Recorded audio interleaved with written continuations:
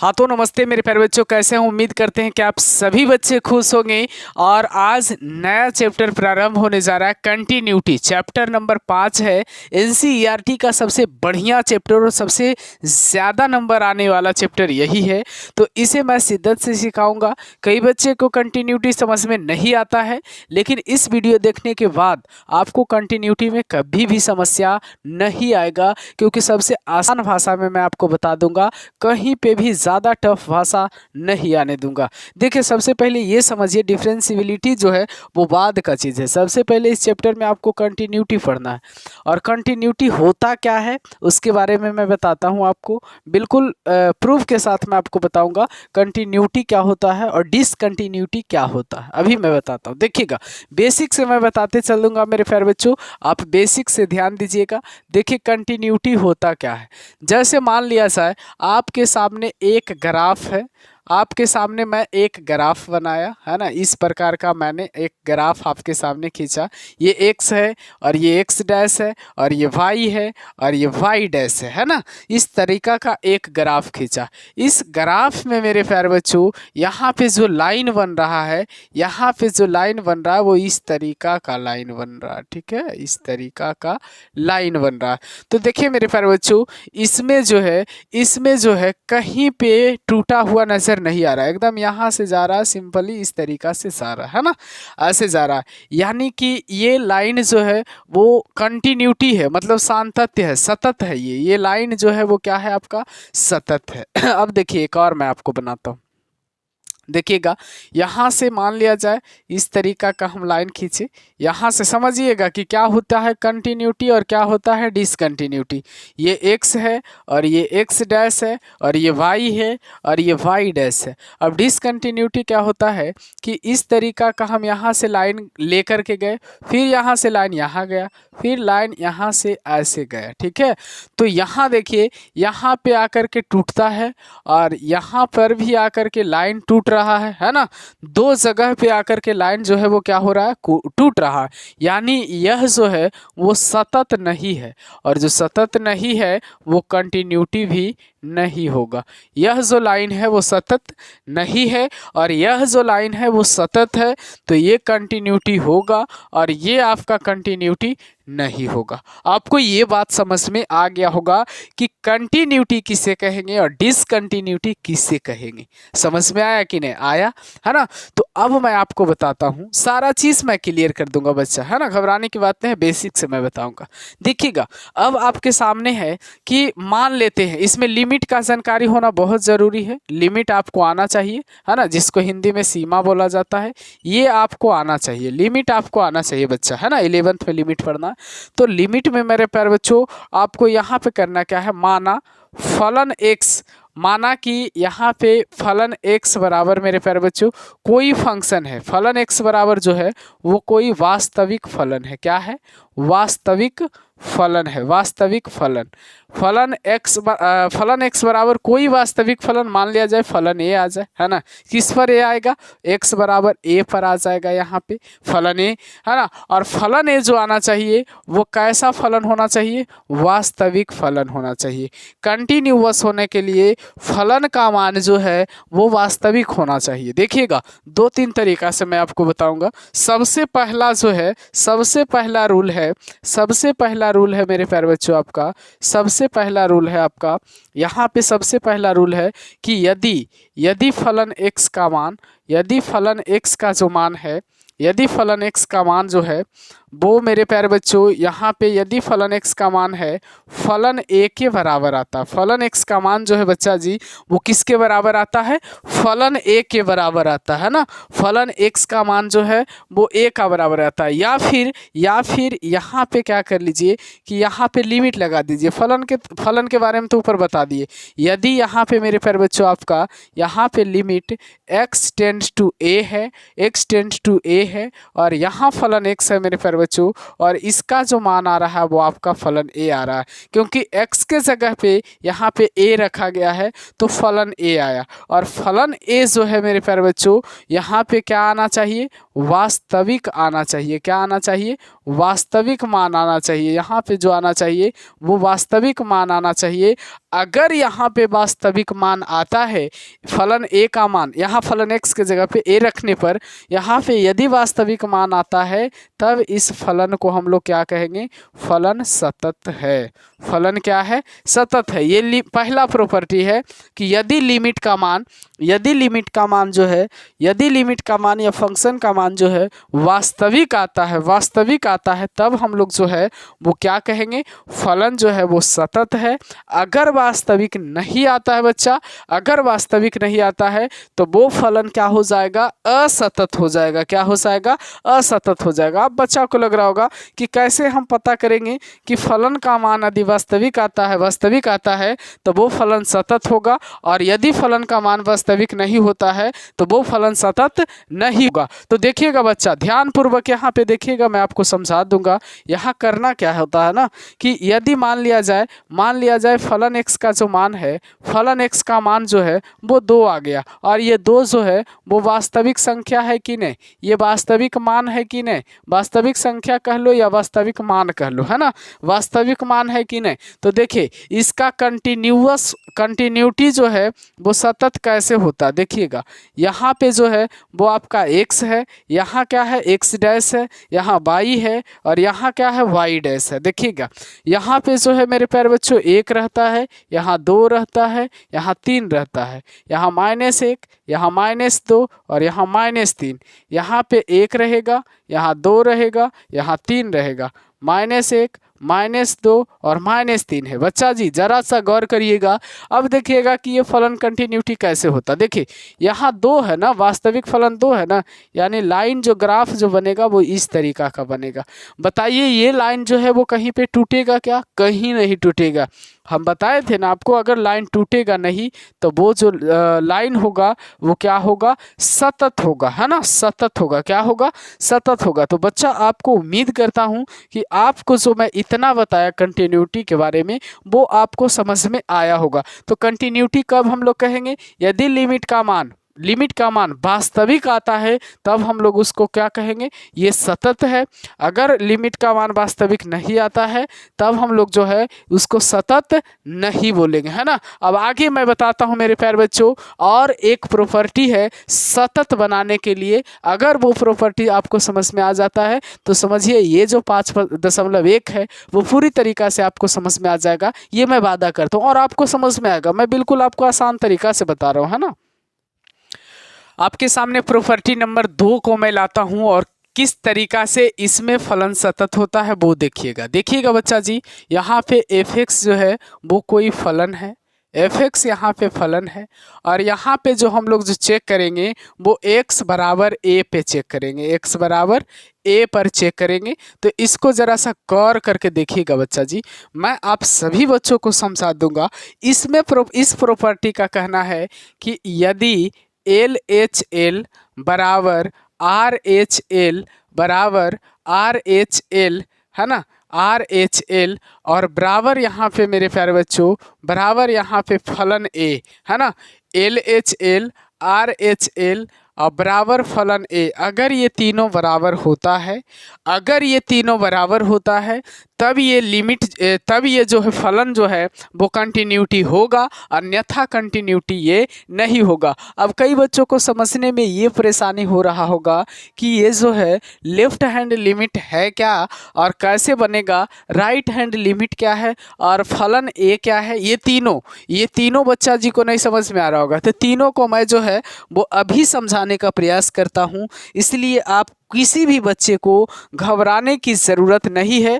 Left hand limit बच्चा जी मैं आपको समझाता हूँ कि क्या होता है, और राइट हैंड लिमिट क्या होता है वो भी मैं आपको समझाता हूँ। देखिएगा ये x है और ये x डैश है, ये y है और ये y डैश है ना? और ग्राफ जो आपका बन रहा है वो इस तरीका का मान लिया जाए, यहाँ पे बन रहा है, ठीक है, इस तरीका का बन रहा। देखिए लेफ्ट हैंड लिमिट और राइट हैंड लिमिट में कोई ज़्यादा अंतर नहीं होता। जैसे यहाँ पे जो है वो x बराबर a पे हमने यहाँ लाइन खींचा, x बराबर a पे, है ना, कोई कांस्टेंट है x बराबर a पे, यहाँ हमने लाइन खींचा। अब देखिए हमको समझाना ये है कि आपको लेफ्ट हैंड लिमिट और राइट हैंड लिमिट क्या है। तो देखिए x बराबर ये है ना a, है ना, तो x बराबर a पर ही तो हम लोग चेक करें, यानी x बराबर a रखेंगे तो यहाँ फलन a हो जाएगा, यानी फलन ये जो है वो आपका बन गया। इधर जो थोड़ा सा इस बिंदु का थोड़ा सा इधर जो होगा वो लेफ्ट हैंड लिमिट होगा, इस बिंदु का थोड़ा सा आगे जो होगा वो आपका राइट हैंड लिमिट होगा। क्या होगा, इधर वाला जो होगा वो आपका LHL होगा और इधर वाला जो होगा आपका RHL होगा, राइट हैंड लिमिट होगा, है ना। तो आपको समझ में आ गया होगा कि लेफ्ट हैंड लिमिट क्या होता है और राइट हैंड लिमिट क्या होता है। अब मैं आपको बारी बारी से बता देता हूं कि लेफ्ट हैंड लिमिट को लिखा कैसे जाता है और राइट हैंड लिमिट को लिखा कैसे जाता है। तो लेफ्ट हैंड लिमिट को लिखा जाता है limit x tends to a minus, है ना, limit x tends to a minus, और यहाँ पे a माइनस नहीं करना है, यहाँ पे जो होगा बच्चा जी वो फलन x ही लिखना है। क्या लिखना है, फलन x लिखना है, ठीक है। इस तरीका से लिखा जाता है। a माइनस के मतलब होता है क्या कि ये जो है लेफ्ट हैंड लिमिट की तरफ है, और a प्लस का मतलब होता है ये जो है वो राइट हैंड लिमिट की तरफ है। a प्लस माइनस लिखने का मतलब उसमें माइनस प्लस नहीं होता, उसमें बताता है कि लेफ्ट हैंड लिमिट है और वो राइट हैंड लिमिट है ना।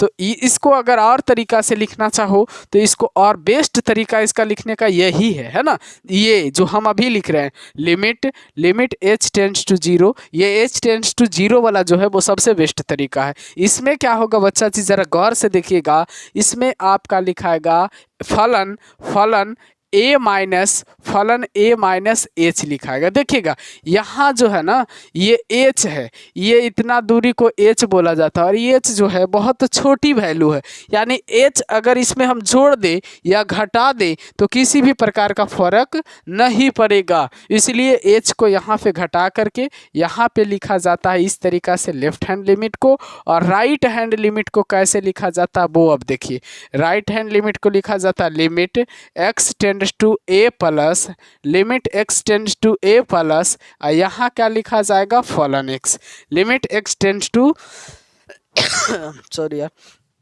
a प्लस फलन x, इस तरीका से लिखा जाता है। उसके बाद limit h tends to, best तरीका ये लिखना है, लिमिट h टेंड्स टू 0, है ना, लिमिट h टेंड्स टू 0, और यहाँ हो जाएगा आपका फलन a प्लस h हो जाएगा। क्या हो जाएगा, फलन a प्लस h हो जाएगा। और LHL ये है और RHL ये है मेरे प्यारे बच्चों, है ना, RHL आपका ये है। और उसके बाद ज़रा सा ध्यान दीजिएगा, अब आपका बचता है फलन a, अब आपका क्या बचता है फलन a। तो देखिएगा यहाँ फलन x बराबर, यहाँ फलन x बराबर जो है मेरे प्यारे बच्चों, यहाँ फलन x बराबर a पे फलन a आ जाएगा, है ना, x बराबर a पे जो है यहाँ फलन क्या आ जाएगा आपका, x बराबर a पे जो है वो फलन क्या आ जाएगा आपका a आ जाएगा, है ना। लिमिट में इसको कैसे लिखा जाएगा, यहाँ पे लिमिट में फलन x बराबर कैसे लिखा जाएगा, फलन x बराबर लिखा जाएगा आपका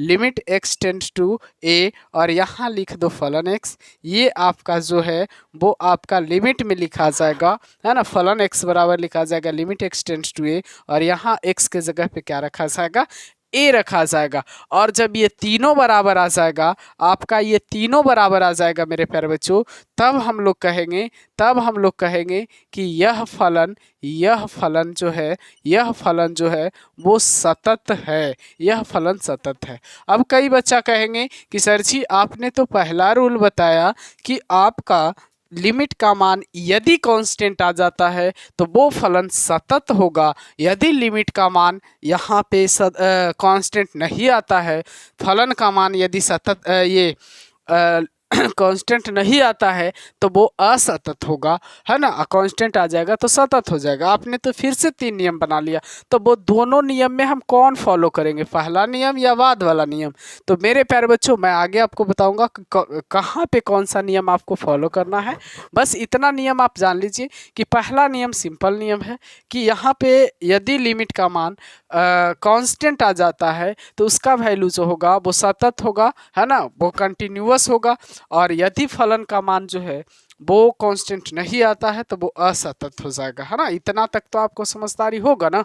तो आगे कुछ बातें और बताते हैं आपको प्रूफ। देखिए, अब कुछ अलजेब्रिक बात है वो भी मैं आपको बता देता हूँ। हमेशा ध्यान देते रहिएगा हर एक बात पे। अलजेब्रिक का बात ये है कि यदि f तथा g यदि f तथा g जो है आपका सतत फलन है, यदि f तथा g जो है वो आपका सतत वास्तविक फलन है, ये जोड़ दीजिएगा आप, सतत वास्तविक फलन है, सतत वास्तविक फलन है। तो मेरे प्यारे बच्चों, आपको याद रखना है कि f प्लस g भी जो होगा वो आपका सतत होगा। उसके बाद याद रखिएगा f माइनस जी भी जो होगा आपका वो भी सतत होगा। उसके बाद याद रखिएगा f इंटू जी भी जो होगा वो आपका सतत होगा। उसके बाद याद रखिएगा कि f बटा जी भी जो होगा वो आपका सतत होगा, है ना। जहाँ g is equal to not zero, यहाँ जीरो नहीं होना चाहिए। उसके बाद बच्चा कुछ इम्पोर्टेंट फार्मूला जो 11th का है, लेकिन फिर भी आपको एक बार बता देते हैं, है ना। अगर इतना बात आपको समझ में आ जाता है तो 5.1 का एक भी क्वेश्चन आपसे नहीं छूटेगा। देखिएगा इम्पोर्टेंट क्या है इसमें, इम्पोर्टेंट फार्मूला है आपका मेरे प्यारे बच्चों।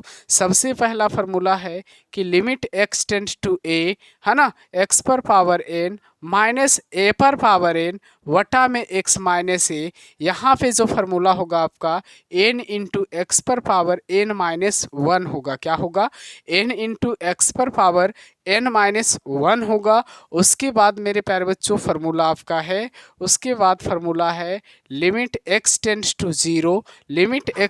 टू 0 साइन x वटा x बराबर 1 होता है। यदि ऊपर और नीचे दोनों सेम है, इसका साइन का एंगल और नीचे का जो है वो मान सेम होगा, तो उसका वैल्यू 1 होगा। लिमिट x टेंड्स टू अगर 0 रहे, ऊपर tan x रहे, नीचे x रहे, तो इसका वैल्यू भी 1 आएगा। ये सभी बच्चों को जानकारी होना चाहिए, है ना। ये बात दूर दूर तक जानी चाहिए, सभी बच्चों तक जानी चाहिए।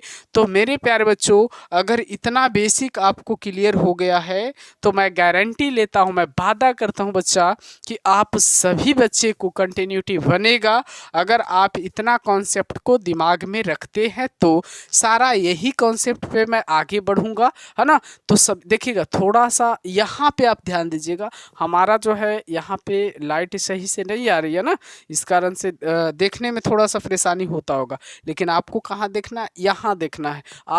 आपकी जो क्वालिटी है वो दिमाग की अच्छी होनी चाहिए, है ना। तो यहाँ पे जितना भी मैं बताया हूँ बेसिक, वो सारा बेसिक मैं एकदम बढ़िया बताया हूँ, जेन्युइन बताया हूँ मेरे प्यारे बच्चों। और एनसीईआरटी का क्वेश्चन जितना भी बनता है वो इसी पे बनता है। हालांकि बहुत लंबा भी कर सकते थे इसको, लेकिन मैं बच्चों को समझने के लिए बहुत छोटा किया हूँ ताकि सभी बच्चों को समझ में आए, है ना। मैं बहुत लंबा बना दूं लेकिन बच्चों को अगर समझ में नहीं आता है तो वो एक बोझ बन जाता है ना। तो इतना से ही मैं आपका काम चला दूंगा बच्चा, आपको हर एक क्वेश्चन बनवा दूंगा। तो बाय बाय, फिर मिलते हैं अगले वीडियो में, जब तक के लिए सही।